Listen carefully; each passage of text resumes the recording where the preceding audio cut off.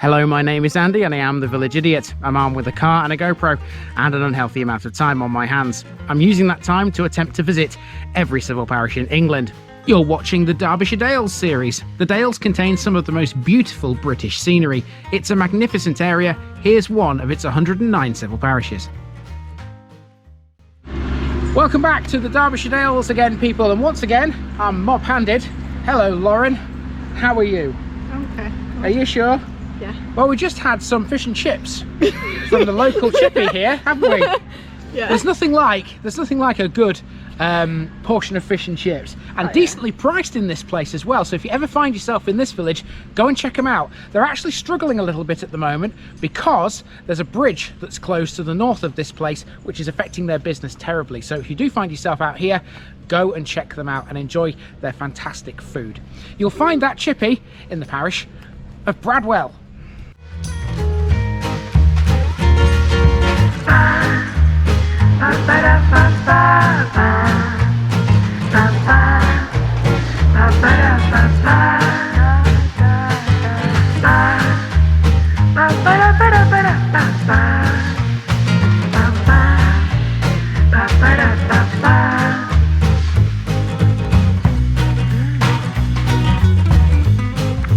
Here's my disclaimer for people who may be watching me for the first time. I say things as I would in my native accent and dialect.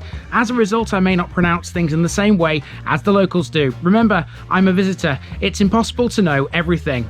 Leave me a comment, spin me a like, and bash that subscribe button. Let's get to today's parish video.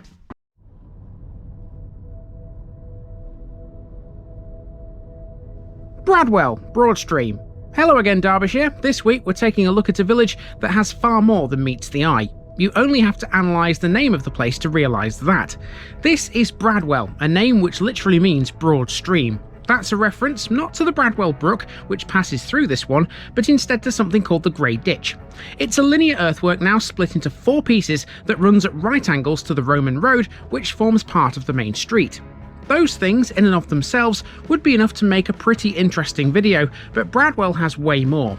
This was the birthplace of a man we already know a lot about, the industrialist Samuel Fox. His final resting place is in East Yorkshire, but whilst he was alive he ploughed a lot of his money into the village of his birth.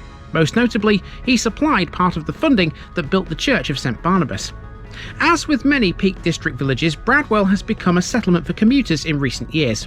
Once built around lead mining, local industry now revolves around subsidised farming, a cement factory over the parish boundary in Hope, and tourism by way of pubs, B&Bs and an ice cream parlour. It's similar to Tideswell in a way, equally picturesque, but way more hilly. Let's get walking once again.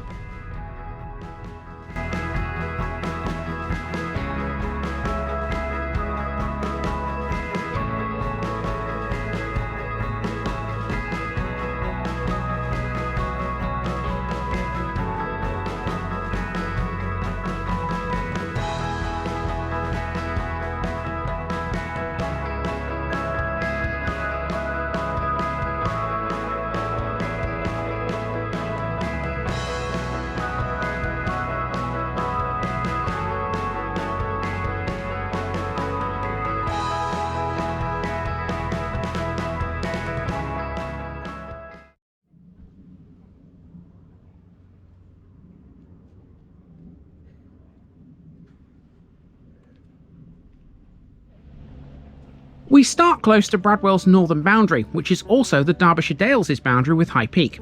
First up is the village's sports area, a 4.5 acre complex which provides a full-size football pitch, a multi-use games area and a pavilion.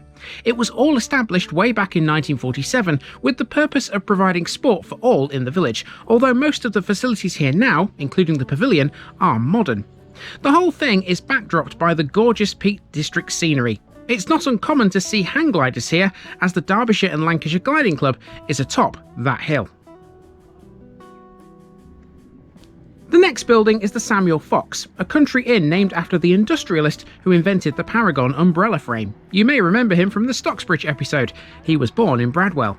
The pub has been struggling in recent times due to a lack of passing trade and now only opens for limited hours. Employment-wise, Hope Valley Cement Works provides some for the locals. Even though it's over the boundary into High Peak, its tall chimney can be seen from this road. In operation since 1929, today the works is the largest cement producer in the UK in terms of tonnage. Here's a bus. Bradwell is served by the numbers 271 and 272 normally, which go to places like Bakewell, Castleton and Sheffield. A little further up the road from the bus stop is Beggars Plot. This used to be the main playing field before the brand new sports complex opened on the edge of the village. It still has an important function. Every year on Carnival Day, which is the Saturday before the first Monday in August, a procession starts from the field and marks the beginning of well-dressing week. Visit the village at that time and you're bound to see the place awash with colour. Now, being semi-familiar with this part of the Derbyshire Dales, I like to think of Bradwell as a scaled-down version of Tideswell, but they do have many of the same features and amenities and services. But one thing that Bradwell has that Tideswell doesn't is a fire station, and you can see it behind me, right there. As fire stations go, Bradwell's can't call itself a major one, but the crew here have still been called out to a total of 110 incidents over the last 4 years. It's a small station with one fire engine crewed by a watch manager, 2 crew managers and up to 12 firefighters. And speaking of engines, this next thing is an old engine works. Heroes is where sculptor Doug Nicholson designs and creates unusual projects and bespoke furniture using a combination of metal fabrication, engineering and armourer techniques. His main inspirations are the wild birds and insect species of the Peak District. Along the workshop theme, next door it's all about wood as opposed to metal. Pennine Woodworking is a traditional carpenters who make all kinds of timber products. Between these two small establishments, Bradwell proves that Derbyshire is still thriving when it comes to manufacturing. The road bends to the left now as we hit the village's main drag. This is the Memorial Hall, built in 1923 to commemorate all those who lost their lives in World War I. The hall is run as a charitable trust. It was extensively renovated in 2014 and formally reopened by the mayor at the time, Brown White. With a parish notice board upon its wall, this was the ideal time to get Bradwell off the Derbyshire Dales list. Next door is a small community library, which has been here since 2021, thanks in part to the generosity of the Breeden Group who operate the cement works, Bradwell Co-op and many book and cash donations. Over the road is an old petrol station and a relatively large industrial area. This is the base of industrial machinery company NE Components, another local employer. They were established in 1939 as Newburgh Engineering, and during World War II they manufactured munitions. Okay, so just opposite the old petrol station we have the fish and chip shop, which I was talking about at the beginning of this video. Now, they've had a few problems just recently because the road out of Bradwell to the north is currently closed. There's a bridge which runs through a place called Brough, which we haven't yet covered because it's in High Peak, and that has affected their business terribly. So as I said at the beginning of this video, if you find yourself in Bradwell, come and check them out and give them your trade, your business. It's going to help them massively. So let's carry on through the village centre. As well as the fish and chip shop, there's a few other businesses here too. We were lucky to find the chippy open when we got here. Due to the bridge closure at Brough, they were only opening for 4 days a week to offset the loss of business. I've no idea how much it may have affected the post office next door, but this was a Saturday, so it was closed anyway. Moving on, across the road at this point is the derelict 19th century Newburgh Hall. In its time, it's had a number of different uses, including as a dance hall, offices, a social club, and an antique centre. A few steps further is Bradwell Surgery, a branch of the much larger surgery down the road in Tideswell. Switching to the other side, Bradwell also boasts a flooring business called Mr. Carpet, although that building used to house a pre-owned bridal wear shop. And then we come to the Co-op, the main food store and the busiest of all the shops in the village. Although there are problems occasionally, like the roadworks on this occasion, shops and small business owners are generally happy here, and rightly so, owing to the growth of tourism in the Dales over the past few decades. Now we're coming into the centre of the place, where the road crosses a narrow bridge. It is, therefore, traffic lighted. Right on the bridge is an old Wesleyan Sunday school. Methodism was strongly supported in Bradwell, and it's known that John Wesley preached in the village in 1747. The Sunday school is unusual because it's built over the course of the shallow and beautiful Bradwell Brook.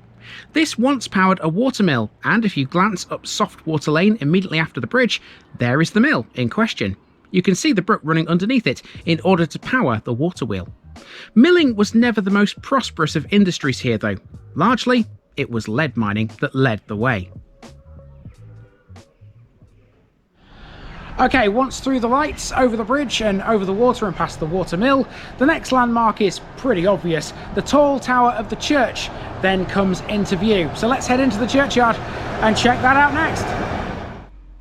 St Barnabas's Church is a relatively modern building, erected in 1868. Before that time, the village had no Anglican church. Instead, worshippers had to go to Hope instead. That's one reason why nonconformism was so strong here. Samuel Fox part-funded this church's construction, chipping in £100. An interesting custom for many years here was for youth to stretch a rope across the road when there was a wedding on. To get to the church, the bride and groom had to pay a toll. The money was then normally spent in the nearest hostelry, where no doubt a toast to the bride and groom was then drunk. Behind the church is Bradwell Infant School. This is one of the smallest schools in the Peak District, with only 34 pupils on roll in the last academic year. There's a separate junior school which we'll see further around the route. Neither school has a great deal of recorded history, I'm afraid. We continue on to the shoulder of Mutton. This is the largest of all the inns in Bradwell and popular with travellers, boasting 5 well-appointed bedrooms. Without doubt though, its best asset is its food, which is all homemade. Yorkshire puddings are a favourite here, even in the heart of Derbyshire.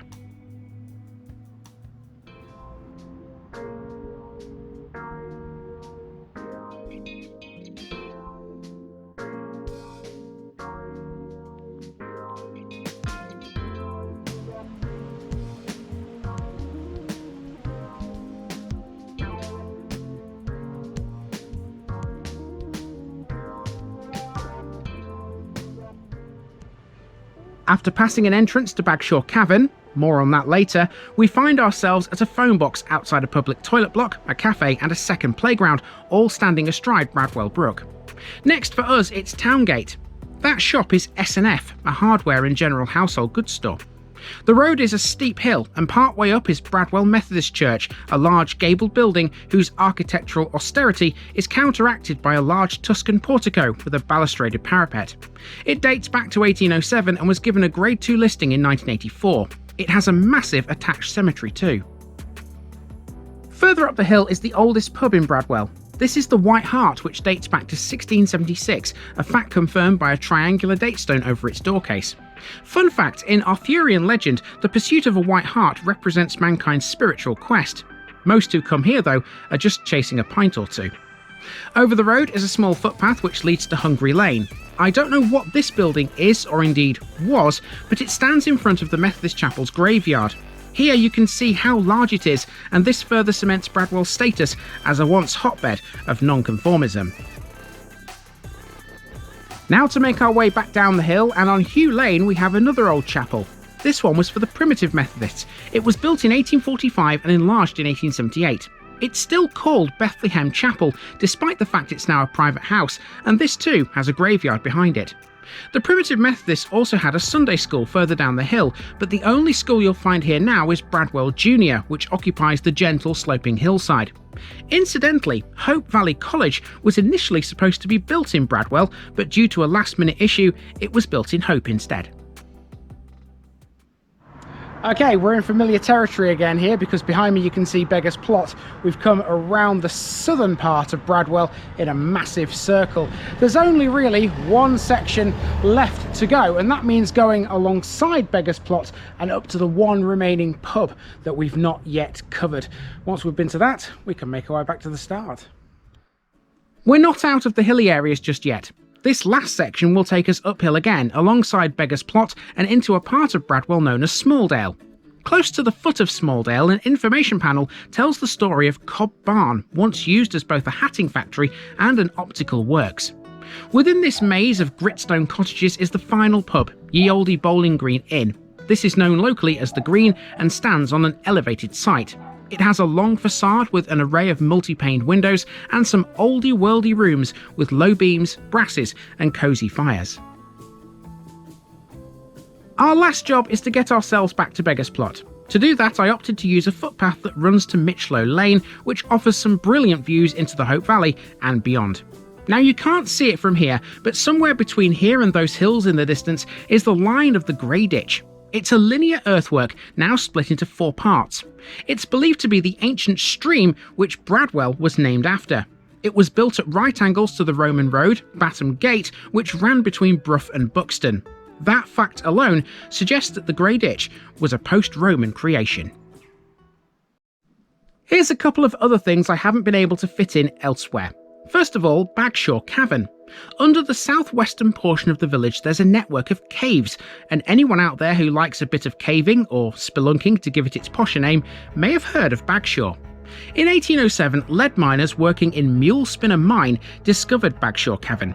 It takes its name from Lady Bagshawe, who together with her husband owned the land and visited the mine soon after its discovery. The cavern has an extensive network of chambers, some of which, to this day, have not yet been fully explored. It was formerly a show cave, but now it's only accessible by prior arrangement. The Bagshawe resurgence is linked to it. That's the source of Bradwell Brook. The water travels unseen in the dark recesses of the limestone and flows beneath Bagshawe Cavern before emerging from stone portals on the edge of the village. The site is a source of potential for cave divers who have for many years tried to discover the exact underground route of the flooded passages. Efforts have so far largely failed though, due to the difficulties of getting beyond a serious boulder blockage. In 2007 though, a team of divers broke through to a dry passage in Bagshawe Cavern, but the long sought after Master Cave beneath Hucklow Edge still remains untouched by human hands to this very day. The locals have always known Bradwell as Bradder. That name lent itself to what its lead miners used to wear on their heads. A Bradder beaver was a hat styled in the fashion of a military helmet, and it's said they became a prototype of the tin hat often associated with the military. On top of the hat, a candle was placed to light the way down the mine. The hats became very popular and were soon used widely throughout Derbyshire. Their popularity soon spread well beyond the county boundaries too. The demise of lead mining didn't result in the collapse of the local economy. Bradwell had other forms of employment, including silk weaving, cotton spinning, and clog making. Briefly mentioned earlier, Bradwell also became the local centre of the optical industry. Telescopes, opera glasses, and spectacles were among several products, all manufactured right here. And finally, I couldn't leave out a mention of this guy. This is Denis Avey, a British World War II veteran who is sometimes better known as the man who broke into Auschwitz. He smuggled himself into the infamous camp to witness the treatment of Jewish inmates, and whilst there, he saved the life of a Jewish prisoner by smuggling cigarettes to him. For that, he was made a British hero of the Holocaust in 2010. Here's how he did it. Avey was born in Essex, joined the army in 1939 at the age of 20, and fought in the desert campaigns of North Africa. He was initially captured by Germans whilst attacking Erwin Rommel's forces near Tobruk, Libya, but escaped to Greece by floating ashore on top of a packing crate. After being recaptured after landing, he was placed in the E715 prison camp for British soldiers, next to the Auschwitz concentration camp, where Jews were imprisoned. He was there from 1943 until January 1945. By exchanging uniforms with a Jewish prisoner, he smuggled himself into Auschwitz to witness the treatment of its inmates. Whilst there, he befriended a Jew named Ernst Loberthal. He obtained cigarettes from Ernst's sister, who had escaped from Germany to Britain on a kinder transport before the war. He secretly passed the cigarettes to Ernst, who used them as a currency to help him survive. He escaped during the death marches in April 1945, which followed the Nazis' evacuation of Auschwitz. Although suffering from tuberculosis he caught in the camp, he broke away undetected and then made his way through Silesia, Czechoslovakia, and Germany. He eventually ran into some Americans who helped him get back to England. In later life, he married twice and pursued a career in engineering, which culminated in him building a factory near Newcastle. He would then retire to Bradwell, and after his death in 2015 at New Home Hospital in Bakewell, he was laid to rest in St Barnabas' churchyard. Beautiful place is Bradwell. It's always worth coming into the Derbyshire Dales to explore these fantastic, gorgeous villages, and I think Bradwell is up there now as one of my all-time favourites. That was absolutely packed full of stuff, wasn't it? I get the feeling as we head deeper into the Pennines, some of the stuff we've learned about here we will meet again. Although it might be best visited in the summer, Bradwell's a lovely village all year round. Come here and check it out for yourself.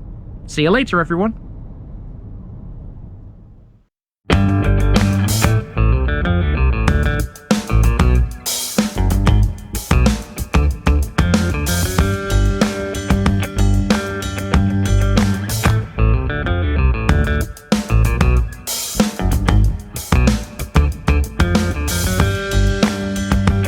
Thanks for watching this video, folks.